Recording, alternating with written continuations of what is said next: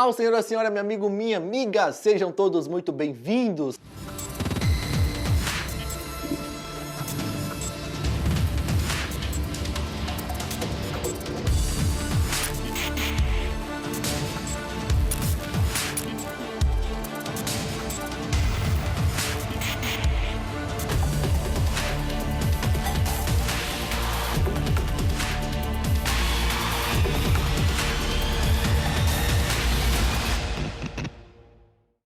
Hoje é sábado, são 5 horas da tarde, é você que está acompanhando ao vivo. Se você não estiver acompanhando ao vivo, também não tem problema. Está aí no YouTube o programa, é para você acompanhar, se atualizar e ser abençoado. A partir de agora, a gente confere as principais notícias e informações e tudo o que aconteceu na semana aqui no programa Jet Time. Compartilhe para os seus amigos, para a sua família, deixa o like se você está acompanhando pelo YouTube e se você está na televisão, chama todo mundo para assistir, que a partir de agora você acompanha informação de qualidade e com agilidade no programa Jet Time. Vamos conferir o que vamos falar nessa semana? Pois é, roda a vinheta das manchetes para mim.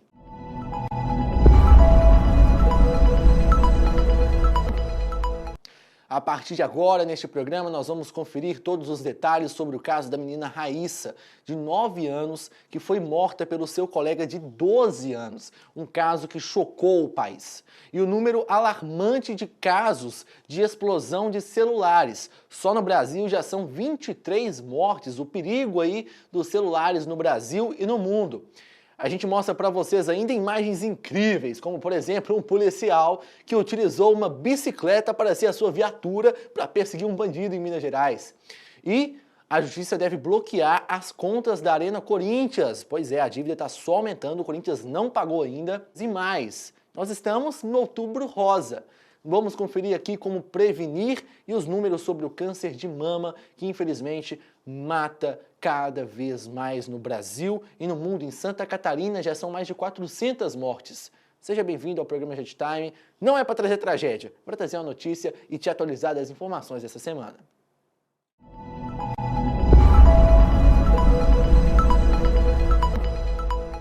Esta semana o Brasil se chocou com uma tragédia. Eu mesmo fiquei abismado ao saber da real situação. O caso da menina Raíssa, de apenas 9 anos. Ela foi morta por um colega de 12 anos de idade. Raíssa é uma menina que mora na periferia de São Paulo. Ela e a mãe têm uma vida simples. As duas tinham uma rotina básica. A menina, por exemplo, só saía de casa para a escola e da escola para a igreja. As duas congregavam em uma igreja evangélica que se localizava na zona norte de São Paulo, próximo ali à região da Anhanguera. Raíssa mal saía de casa, às vezes saía à noite para poder panfletar e evangelizar junto com a mãe, uma atitude muito linda. A família, carente, frequentava constantemente a igreja. Logo em seguida, a menina conheceu um coleguinha em sua rua, um colega que morava a 100 metros de distância da sua casa, de apenas 12 anos. Rapidamente, curiosamente, os dois se aproximaram e viraram melhores amigos. A mãe de Raíssa chegou a levar o colega para a igreja por diversas vezes com a filha, mas não conhecia quem verdadeiramente era ele. No último domingo, dia 29, a menina Raíssa foi junto com um colega de 12 anos, a mãe e o irmão, para uma festa beneficente, a Festa Fazer o Bem, que há 8 anos é organizada por voluntários de uma igreja, onde tem corte de cabelo, maquiagem e toda uma estrutura, até mesmo uma entrega de cestas básicas a mais de 1.000 crianças carentes. Infelizmente, terminou em uma tragédia. A menina Raíssa entrou na fila do pula-pula e a mãe se inscreveu para pegar cestas básicas. Ela chegou a pedir comida a voluntários, pois disse que a sua família estava passando fome. Foi nesse momento em que a mãe virou as costas que Raíssa e o colega de 12 anos saíram do local de mãos dadas. Uma câmera mostra os dois passando pela estrada do Peru. Os dois percorreram aproximadamente 3,5 quilômetros até chegar no Parque Anhanguera. Minutos depois, o menino comunicou à polícia de que havia encontrado o corpo de Raíssa, de 9 anos, morta no parque. O caso começou a ficar curioso e ganhou repercussão ao longo da semana. A mãe da menina, desesperada, contou com a ajuda de voluntários, dos pastores que estavam na festa e de amigos para procurar Raíssa. A jovem foi encontrada no Parque Anhanguera, na zona norte de São Paulo, com o corpo todo machucado e amarrado pelo pescoço em uma árvore do local. O menino chegou a contar 3 versões para a polícia militar. A primeira, ele disse que havia encontrado o corpo da colega morta. A segunda, de que um homem teria passado e mandado ele matar a menina. A terceira versão apresentada pelo menino é de que ele mesmo matou Raíssa, de 9 anos.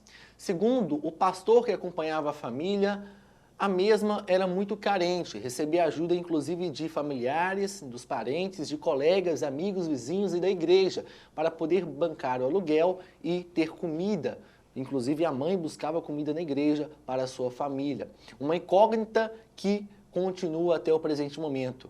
Por que o jovem de apenas 12 anos matou a menina Raíssa, de 9?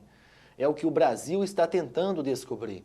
A família segue em luto, esperando por uma resposta. A Polícia Civil já pediu a prisão do garoto, que já foi expedita.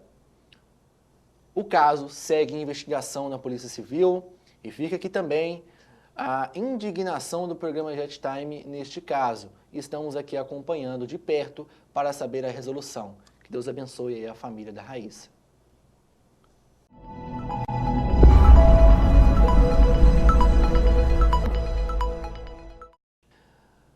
Nós vamos noticiar para vocês agora a realidade que vivem os motoristas de aplicativo em Belo Horizonte, São Paulo, Rio de Janeiro e no Brasil inteiro.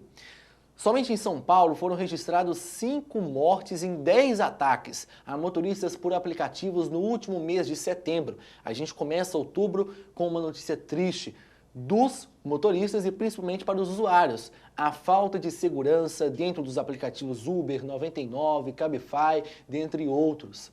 Mesmo o aplicativo tendo o botão ali de solicitar a polícia e pedir ajuda, muitas vezes não é a solução. Em Belo Horizonte, nós já tivemos casos de motoristas sequestrados, roubados, motoristas que foram mortos e, infelizmente, apenas notícias trágicas. Em nenhum dos casos, os motoristas conseguiram definitivamente acionar a Polícia Militar. Essa é a preocupação da vez.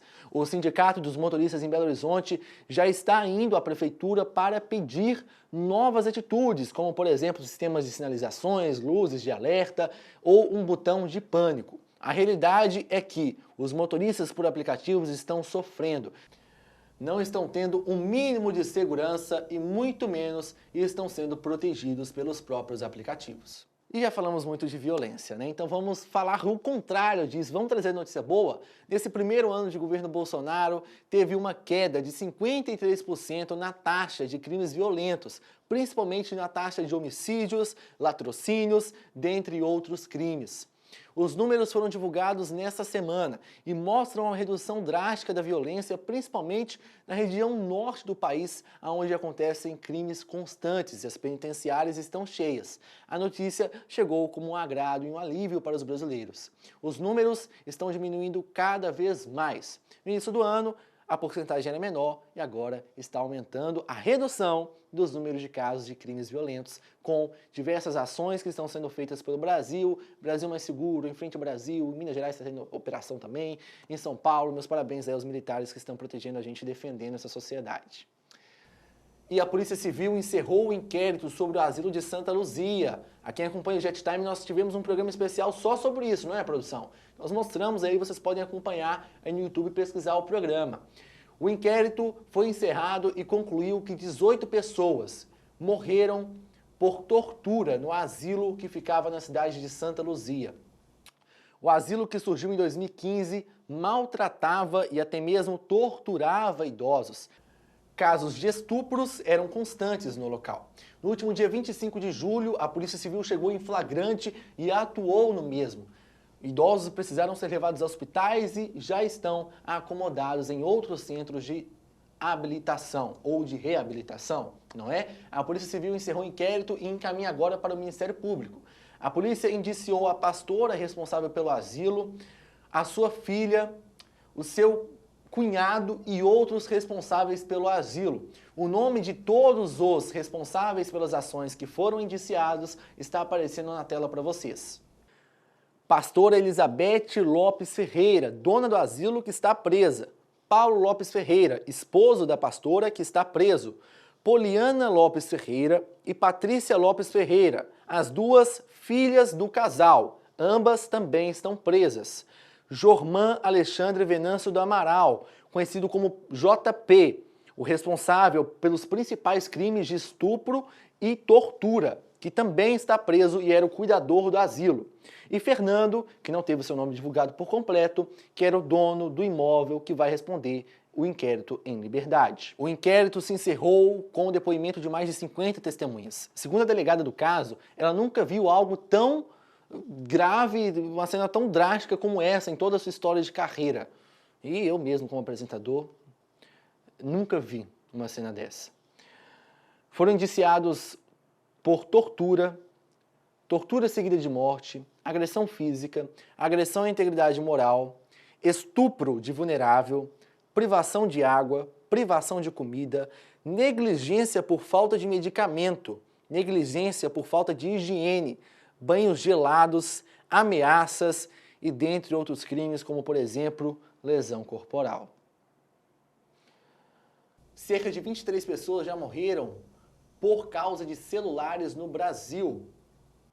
No último ano de 2018, 23 pessoas morreram após a explosão de celulares no nosso país. Nesta última semana, uma jovem morreu no Cazaquistão após o seu celular explodir debaixo do seu travesseiro. Segundo especialistas, a principal causa das explosões é a utilização de carregadores piratas, porque os carregadores funcionam tipo uma caixa de água. Quando enche, a bomba para. Os carregadores originais têm esse sistema, porém os piratas não. Eles continuam mandando energia para o celular e isso pode ocasionar um superaquecimento, em um curto-circuito e na explosão do aparelho.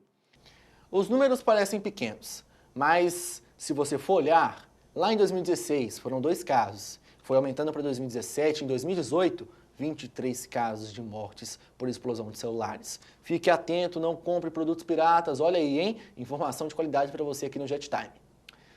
E a gente está no Outubro Rosa, um mês de conscientização sobre, um mês de combate e prevenção e de conscientização sobre o câncer de mama. O câncer que mais mata mulheres no mundo, ficando atrás apenas do câncer de pele. O câncer de mama está surgindo com cada vez mais força. A cada ano são mais de 60 mil novos casos. Somente em 2019, olha que absurdo, hein? Mais de 400 mortes foram registradas no estado de Santa Catarina. A prevenção pode ser através de uma alimentação saudável, regulada, atividades físicas.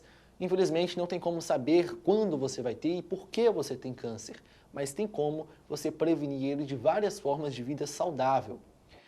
95% dos casos são passíveis de serem curados. O câncer de mama, quando é descoberto no seu início, tem sim a possibilidade de cura. Eu fiz uma enquete lá no WhatsApp, no meu Instagram e no Facebook para a galera responder. Você está vendo aí na tela que a maioria conhece pessoas que já enfrentaram câncer. E a maioria conhece pessoas que venceram, pois é possível vencer o câncer de mama. Então previna-se, faça a mamografia, porque infelizmente, todos os anos, 2 milhões de mulheres são acometidas e sofrem com câncer de mama, que não é uma doença fácil, é difícil, corrói vidas, famílias, mas nós temos que ter um pingo de esperança. Primeiramente em Deus, claramente, e depois na medicina, pois ela está aqui para nos ajudar e para nos auxiliar. Você confere na tela alguns dos depoimentos dos nossos telespectadores no grupo do WhatsApp. Se você quiser, pode participar, tá aí alguns depoimentos na tela. Vamos agora para esportes!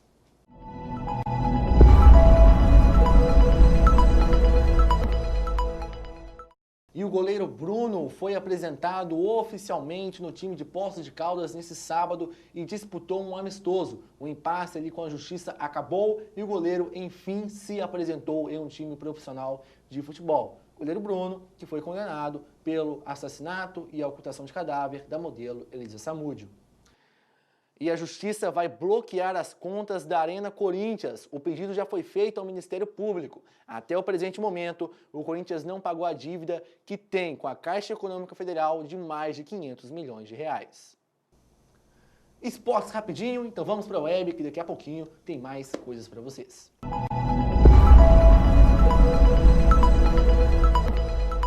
Em Web Curiosidades dessa semana, é óbvio que a gente tem que conferir o que está repercutindo pela internet. Olha só a notícia que eu vou te dar. No interior de Minas Gerais, a viatura foi uma bicicleta, hein? O policial pegou uma bicicleta para perseguir um suspeito de tráfico de drogas. Olha só a perseguição maluca que aconteceu em Minas. O suspeito foi detido e encaminhado a uma delegacia. Mas o meme que viralizou essa semana mesmo foi esse daí. Olha só. 2 jovens pegaram carona na traseira de um caminhão e o motorista não teve dó não, rapaz.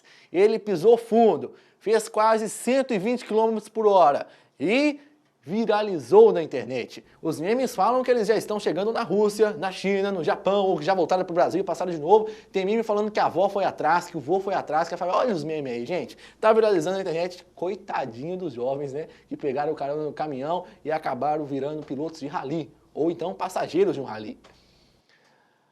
Mas, infelizmente, o programa já está acabando, mas não saia daí não. Olha só que coisa bacana. Nesta semana, o pastor Jorge Linhares completou mais um ano de vida. Bota a música de parabéns aí pra mim, Pedro. Pois é, o pastor que é presidente do Conselho de Pastores de Minas Gerais, que é pastor sênior da Igreja Batista Getsemane e diretor-geral aqui da TV Jet, completou mais um ano de vida e fica aqui a parabenização do programa Jet Time, minha, de toda a equipe da TV Jet, da Igreja Batista Getsemane, a esse grande pastor e homem de Deus. A gente vai encerrando o programa aqui com vocês, pedindo para que você compartilhe, mande para todo mundo. Espero que você tenha sido informado e atualizado das principais notícias e informações. Mas, para encerrar o programa de um jeito bacana, incrível para você, eu vou entregar uma palavra ao seu coração para que você possa ser abençoado e tocado por Deus. Principalmente as pessoas que estão nos assistindo e às vezes lembrou de um parente que tem câncer ou às vezes já teve câncer. Eu tenho uma palavra para você. Eu vou pedir a você que tem Bíblia para que pegue ela. Se você não tiver, tem como até baixar no celular, mas eu sei que você aí às vezes não tem essa praticidade ou essa rapidez, então vai estar na tela para vocês. Eu vou ler para vocês 2 palavras da Bíblia para encerrar o programa dessa semana. A primeira está em Salmos, capítulo 103, versículo 3. A palavra de Deus fala o seguinte: é Ele que perdoa todas as tuas iniquidades e sara todas as suas enfermidades. E no livro de Tiago, capítulo 5 e versículo 15, está escrito: e a oração da fé salvará o doente, e o Senhor o levantará. E se houver cometido pecados, eles serão perdoados. A palavra que eu tenho para você hoje é uma palavra de cura e de salvação, onde nas 2 palavras em que eu mostrei aqui para vocês, a Bíblia fala de maneiras diferentes, como você pode se achegar a Deus, mesmo sendo pecador. Ah, mas eu cometi um pecado, eu cometi um erro, Deus não vai se lembrar de mim, Ele não vai me curar. Ei, Deus diz que se você agir com fé e fizer a sua oração crendo no seu milagre, você o receberá e muito mais do que isso. Você terá o perdão dos seus pecados, será purificado e terá uma nova vida. Acredite, Deus existe, Ele está presente aqui, mesmo que você pecou. Ele tem um amor incondicional, está de braços abertos para te receber, para entregar uma palavra a você, para te curar, para te libertar, porque Deus é muito mais do que amor, Deus é vida. Ele tirou o homem do pó, Ele não quer que você retorne para lá agora, Ele tem uma história para você. Então deixe que Ele construa essa história para a sua vida. Se você conhece alguém que está doente, ore por ele, entregue a ele uma palavra de Deus, o dirija para uma igreja, e se você está passando por algum momento de tribulação ou de enfermidade, que você possa ter um momento com Deus hoje, orar até a Ele e chegar até a Ele com fé, com esperança, com perseverança e crendo no seu milagre, que eu tenho certeza que você receberá. Eu volto semana que vem com vocês. Até mais, pessoal!